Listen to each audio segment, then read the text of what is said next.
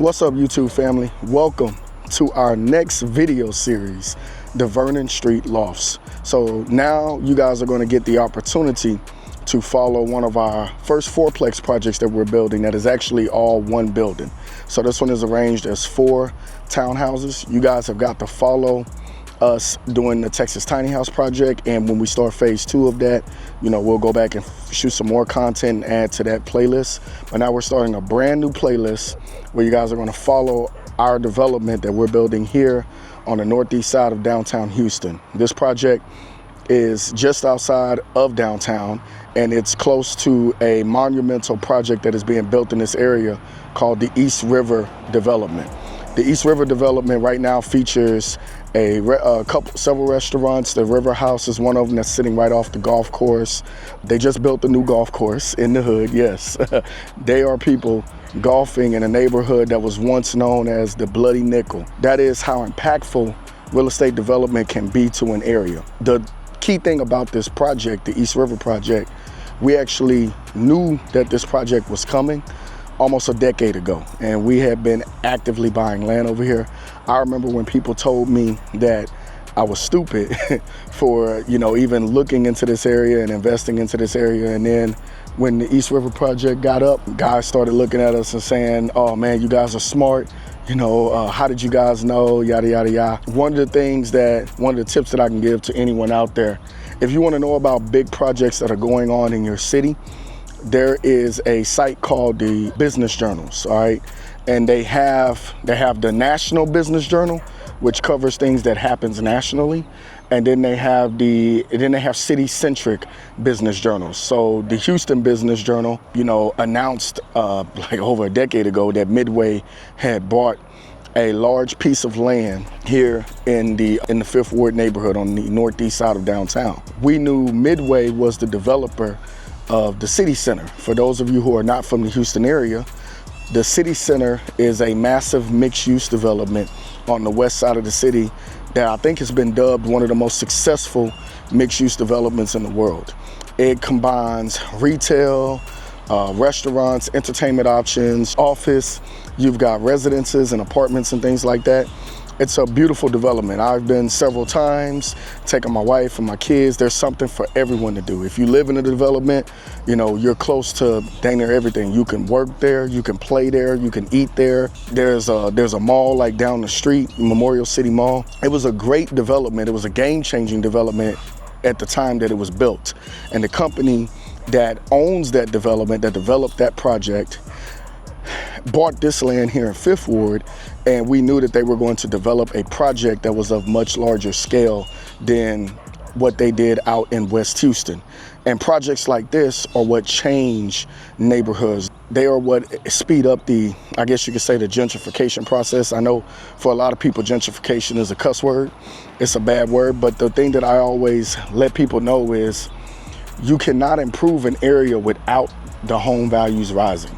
That's just impossible. If all of the homes in the area already have low values and I come in and build something new is always going to be more expensive than something existing. Right behind me, you'll see there's a house right there, right? That house, I'm not sure when it was built, but I know it wasn't built recently, okay? So I'm pretty sure that house doesn't have things like fiber optic wiring. It probably doesn't have things like, it doesn't have tech shielding in the roof, which actually product that we now use in all of our homes, which helps reflect the heat off of the roof and keep your attic cooler so that the AC units, here we put the AC units in the attic, and AC is big here in Houston because it's hot. It allows the attic to stay cooler because you don't have to worry about, you know, all of that heat coming in and causing your AC unit to work harder than it was supposed to. So it doesn't have, you know, updated windows and doors. So it doesn't have the high efficiency windows and doors. You know, now a lot of times people will say, well, the older homes were built stronger. You're right, but they were also built less efficient. With that said, since that home doesn't have all of the latest technology, it's going to be cheaper than a new home that is built in the same area. So if you introduce new housing into an area, even if you renovated that house, right? The house behind me, if you renovate that house today, it's going to be more expensive than it was when you bought the house. So if you bought the house in its current state, and let's just say you bought the house in its current state for $80,000, When you renovated it, it's going to be worth more because you are adding value to the property. So now that property goes from being worth 80,000 to say 200,000. So now if you do enough of that, if I got a whole street full or a whole neighborhood full of $60,000 to $80,000 houses, and I renovate the houses and they now go up in value from 200 to 225, then now you can see how property values raise in the area. When people talk about gentrification, the one thing I always say to them is you must own the land. I heard a gentleman, an older gentleman, say that at a symposium years ago. If you don't own the land, you have no power. If you're not actively buying things in the area, if you're not actively trying to make sure that you have ownership in the area, you have no say-so in what happens. Because if you don't own anything, if you lease anything today, somebody can buy your property and put you out, or they can start buying the properties next to you and they can start coming in and building more things that are more expensive and start, you know, your rent could start going up because your property taxes are going up. The only way to combat gentrification is for you to be a partaker of it and you control what is being built in that area. You buy the land, you own the property, you develop the projects. Then now you have a say-so in what happens in that area. So let me take you through on a quick tour of how this site will look. Basically, we're going to have the building right here, and our parking is going to be over there off of the side street. The driveway will come right off of this street. This street is called Shrikehart. I believe that's how you pronounce it. It's very difficult to say. And then that is Vernon over there. This is a 50 by, I believe, 104 lot. I'll confirm those dimensions for you guys and put up a site plan so you guys can see. So it's a little bit over 5,000 square feet. It's 5,400. And this site was developed under the city's MUR rules, multi-unit residential. I call it small apartment ordinance. If you guys have followed me for a while, you know I've talked extensively about this in several panels and conferences, but this ordinance allows us to build smaller apartment buildings consisting of 3 to 8 units on lots inside the city. With corner lots are the best ones for us to develop fourplexes on because currently we can only develop them as townhouses. Right now, I am trying to push the city of Houston to change our building code from 1 to 2 family to 1 to 4 family, which would allow us to develop more fourplexes as stacked units as opposed to townhouses. The attached townhouses take up more land area than the stacked units. So if I could stack units on top of each other, I can actually reduce my impervious cover. I can now have the opportunity to build 4 units on one interior lot, on a 5,000 square foot interior lot, a mid-block lot, like say the lot behind us, you know, that doesn't have access from 2 streets, as opposed to just building triplexes on those, which is what we've been doing lately. One of the challenges that we had on this project, you guys see that power pole there. So this power line is running off of Vernon. So wherever we have a power line, so last year, let me give you guys the backstory. So last year we had a hurricane come through. I forgot the name of the hurricane. I think it was Burrow or something like that, something with a B. So when the hurricane came through, even though it didn't cause a lot of catastrophic flooding like Harvey or some of the other previous storms that we've had before, the wind knocked down a lot of trees and branches, and those things hit power lines and took out power, and it took CenterPoint, you know, sometimes up to a month in some areas to restore power. I know in my neighborhood, on my street, we were without power for 8 days. Thank God that we had a generator, but I know not everyone is fortunate enough to be able to afford a whole house generator. And trust me, those things are expensive. CenterPoint got in trouble with the state and the city because they had a lot of deferred maintenance along their power lines. They were not cutting tree limbs down. And so when the storm came through, it caused a lot of damage. And even though they were responding, they didn't respond quick enough because there was a lot of damage going on. So that impact began being felt by us, the developers. CenterPoint started coming along. The city allows me to have a 5-foot building line on these MUR sites, wherever the street is. Well, CenterPoint started coming into our plats and pushing our building lines back to 10 feet wherever there was a power line. So I want you guys to notice that right here, that is our property stake right there. So I'm gonna zoom in for you guys. That's our property stake right there, that stick sticking up out of the ground, all right? So if you look at where our property stake is in comparison to where this power pole is. We have this 4-foot sidewalk here that the city built a couple years ago, and you can see that this power pole is a good distance away from my property line.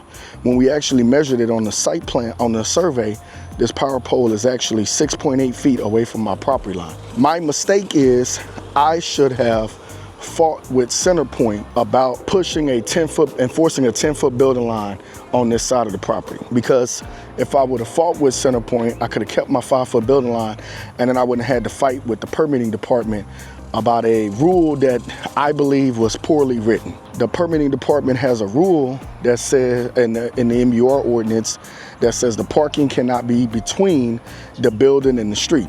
Well, my building sits over here, and all of the front doors face this street. I don't have any doors that face this side street, but I have my parking here. Because of that 10-foot building line, I couldn't push my building over because I would have lost all of my parking. So I had to push my building to the other side and put the parking over here, because the parking can encroach into a building line because parking is not a building.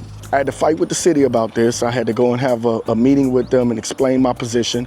And I told them, hey, if I had doors that were facing Vernon, this street right here, then yes, I would be in violation of your ordinance. But the way we designed the building, we face the building to this street, and this is the side of the building. It's not the front of the building. So the parking is not in between my building and the street, it's to the side of the building. They went through, they had a little meeting, and they agreed with me that I was right, that the spirit of the rule was to prevent the parking from being in front of the building, because they want the buildings closer to the street.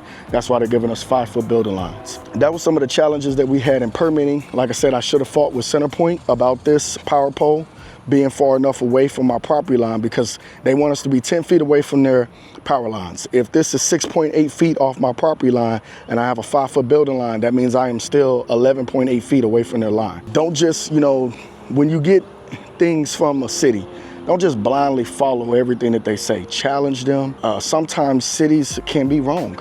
Remember, these are humans. These are people who are reviewing your plans. They're not always right. And sometimes you're not right. There have been times where I have fought with the city and I lost, and they pointed something out and I was like, okay, you guys are right, you got me there. I didn't look at it from that standpoint. Thank you guys for helping me learn how to be better. That's one of the tips. These are some of the challenges that we had on this project.